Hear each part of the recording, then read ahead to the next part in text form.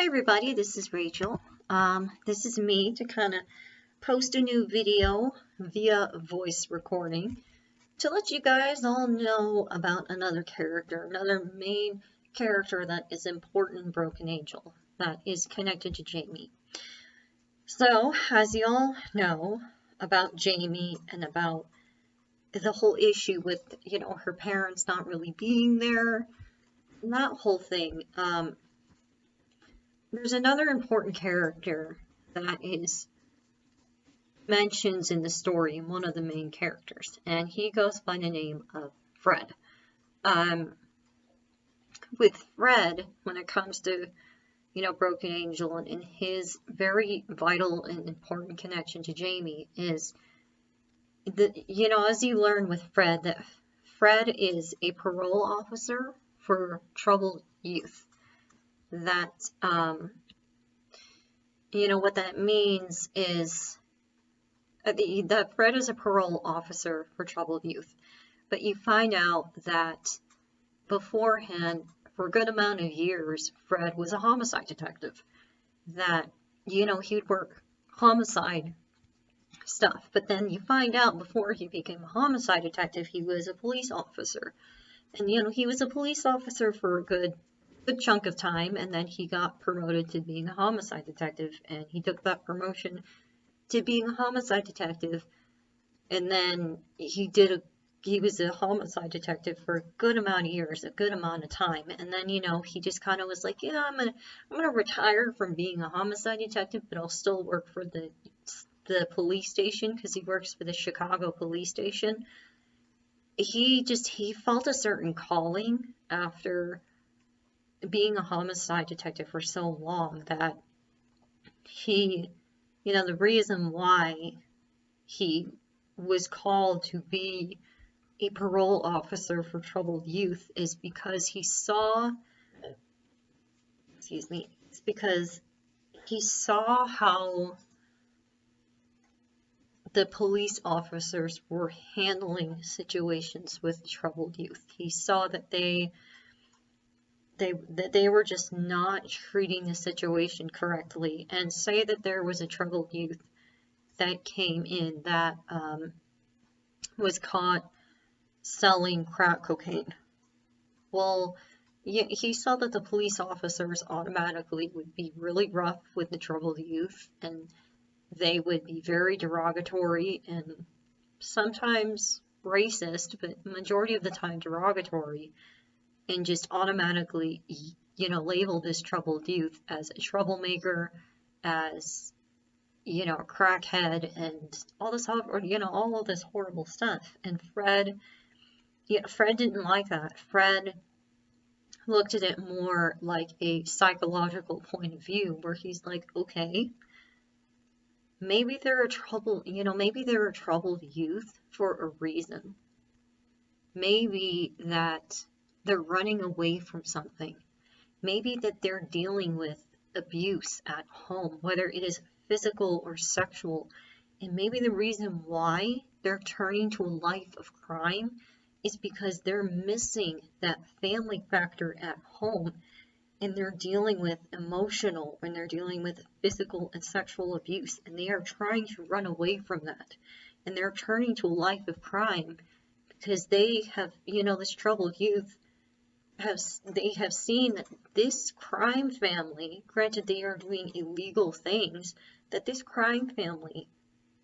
they view this crime family more as their predominant family, and feel more safe with this gang or with this crime family than they feel at home, where the physical and the sexual abuse is happening repeatedly. They're running away from something. So he approached it that way, where he treated the troubled youth differently than how the other really rough cops were treating the troubled youth that didn't want to give them a chance and didn't even want to listen to them. And, Fred remembers, that's how he approached it. And with Fred, Fred can be a warm, loving teddy bear, because he has that personality where he's just very understanding and, on the lines of being a sensitive, where he can pick up on different energies from people.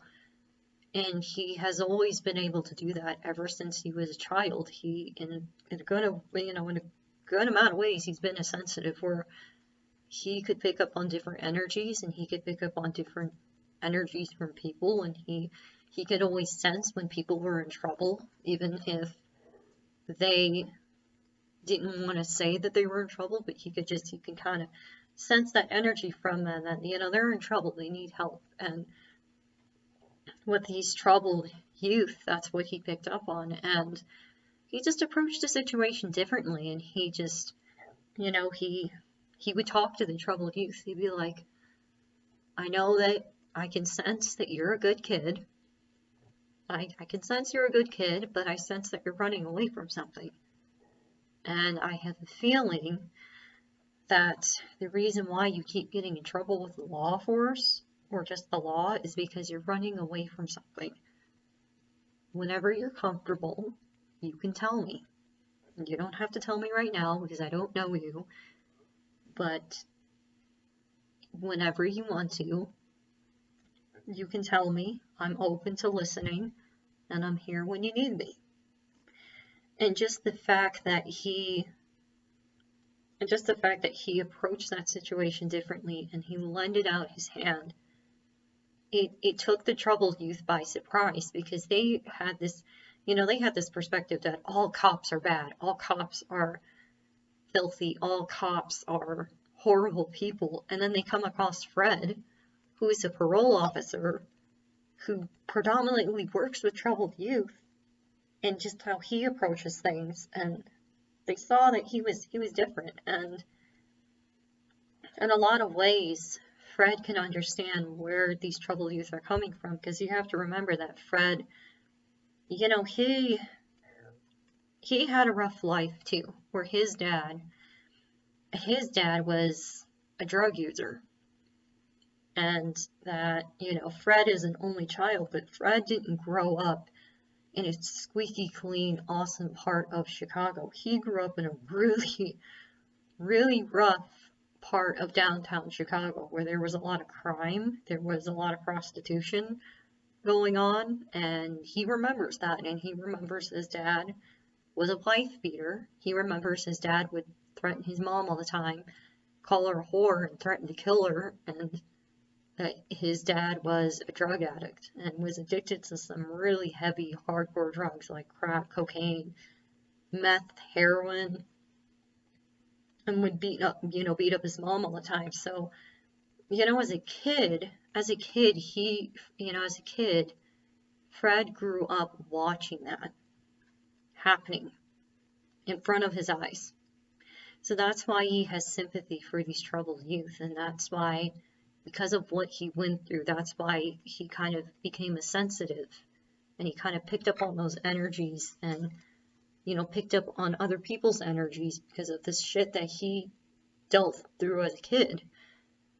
And so that's kind of, why he decided, or I guess why he had a calling, maybe, or why he felt that he had a calling from his spirit guides to work with troubled youth, because that's what he felt that he was called to do. And that's why he kind of, after working a good amount of years as a homicide detective, he's like, you know what, I'm going to work as a parole officer for troubled youth.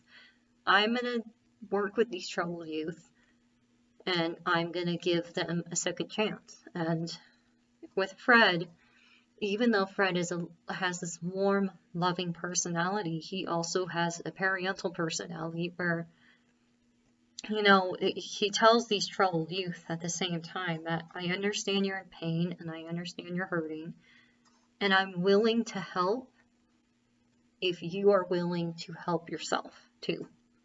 That I cannot be doing all of the weight for you.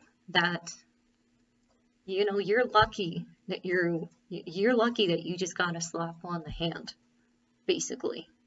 And if you keep doing what you're doing, I won't be able to save you. I will not be able to guide you to the right path. I will not be able to be your parole officer. So I care about you.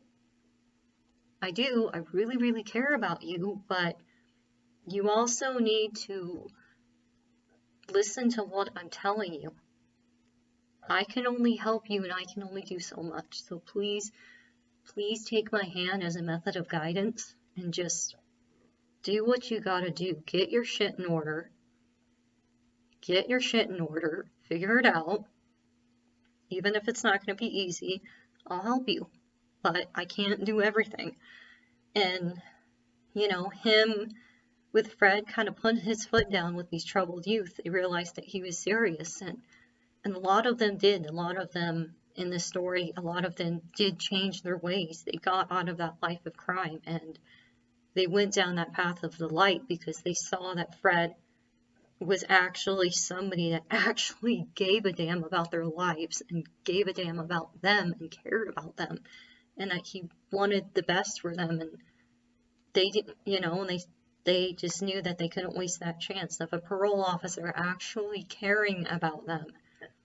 And, you know, Fred just always giving off that loving, caring, parental personality. And that's kind of, you know, where Jamie comes in, because he remembers meeting Jamie. He remembers that she was about, I think like 19 or 20. I think she was about 19 or 20, where he was on his lunch break, you know, because he was a parole officer at the time, helping troubled youth, and Fred was on his lunch break. And by the way, Fred has a very thick Chicago accent. So, you know, like the mobsters and the gangsters from the 1920s, where they're like, you know, bing, bada, boom, how you doing? You know, Fred kind of has that accent. How you doing, doll face? He grew up in Chicago. He kind of has the Chicago accent. That's kind of what, you know, Fred sounds like. So Fred has a very deep, very noticeable Chicago accent, like the gangsters and the mobsters from the 1920s. But you know, how he met Jamie is he was on his lunch break one night, and he went to the diner, the 1950s diner that he usually likes to go to, because he likes the 1950s diners. And he saw Jamie sitting in a booth, and he saw that she's covered with bruises, that it was one night that her mom was working the late shift at the hospital, and her mom was still a trauma nurse then, and that her little sister Scarlett was spending the night at a friend's house. And only, you know, moments ago, Jamie's father came home drunk and beat the shit out of her and covered her with bruises, with really bad bruises and small cuts. And Fred remembers when he met Jamie that night at the diner, he could see bruises all over her face, and he could just see and sense that something was off. And he asked her, he's like, are you okay? Do you need help? Are you all right? He got pretty banged up. Like, he basically was like, hey, you okay? You all right? Looks like you got pretty banged up. What happened? And Jamie's like, nothing. And Fred's like, You know, majority of the time when people say nothing's bothering them, usually something is. You don't have to tell me, but if I can kind of sense that something's off, my name is Fred. I work at the Chicago police station down there. I'm a parole officer for troubled youth. And if you need any help, if you need any help, you just gotta go to the police station down there, okay? Ask for Fred. I'll be there. Alright? And that's what he kind of did, is he just, in a very subtle, very kind and humble way, he kind of let his hand out to Jamie and just realized that it just kind of sensed she was in trouble, and told her that if she needs any help, just go to the Chicago police station. ask for Fred, and, you know, he'll be there. And so Jamie started going to the police station, and Jamie started going to the police station. She started to learn about Fred, and they started to form a friendship, a bond with each other. And over time, you know, ironically, over time, Fred has been there for Jamie more than her own father has. And it came to the point where Jamie saw Fred as a father figure that she has never had. Somebody that cares about her. Somebody that actually cares about her. And Fred over time saw Jamie as a daughter that he's never had. And Fred doesn't have children of his own. He's not married. He tried to go down that route, but it just didn't work out. So it's like, yeah. But yeah, over time, Fred started to care about Jamie as a daughter that he's never had, and, you know, just started being really worried about her and being protective of her. And eventually, Jamie moves out of the house because of, you know, things that happen with her sister.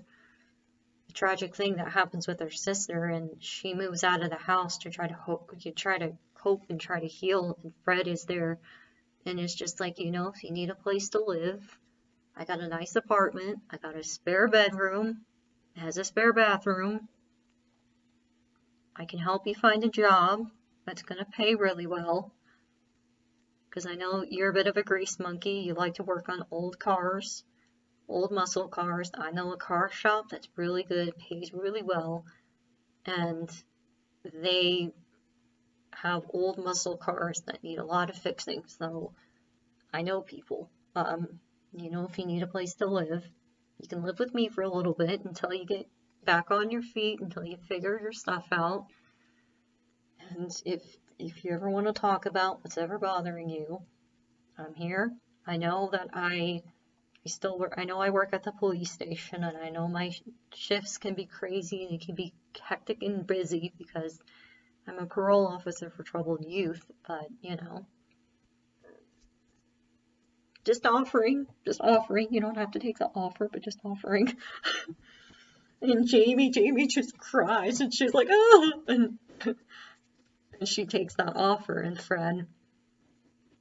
she takes that offer for Fred, and Fred just cares about her like a parent, basically, like a parent that she's never had. And I just feel like Fred is such an important character in the story, because with everything that Jamie is going through, you know, all the crap that Jamie's going through, that Fred really is her safety net.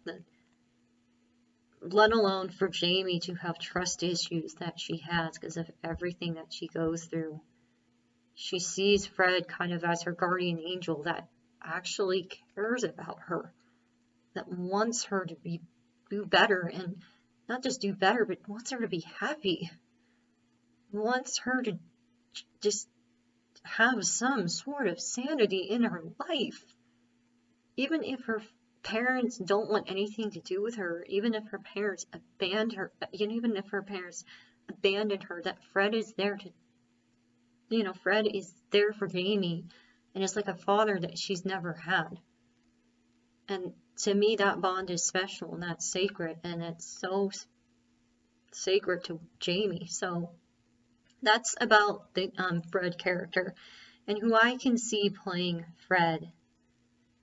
And my reference for Fred is the actor Jeffery Dean Morgan, who played Dean and Sam's dad, named John, on the show Supernatural. I could totally see Jeffery Dean Morgan portraying Fred and doing that thick Chicago accent that Fred has, because, you know, Fred, he's from Chicago. He grew up from Chicago, you know, being bada boom. He's a Chicago guy. He's a Chicago fella. He grew up from Chicago. That's him. I could see Jeffrey Dean Morgan totally playing Fred and really doing awesome with that Chicago accent, like, you know, the gangsters and the mobsters from the 1920s. So that's about Fred. Okay. All right, I'll post this on YouTube. Shaboom. Bye.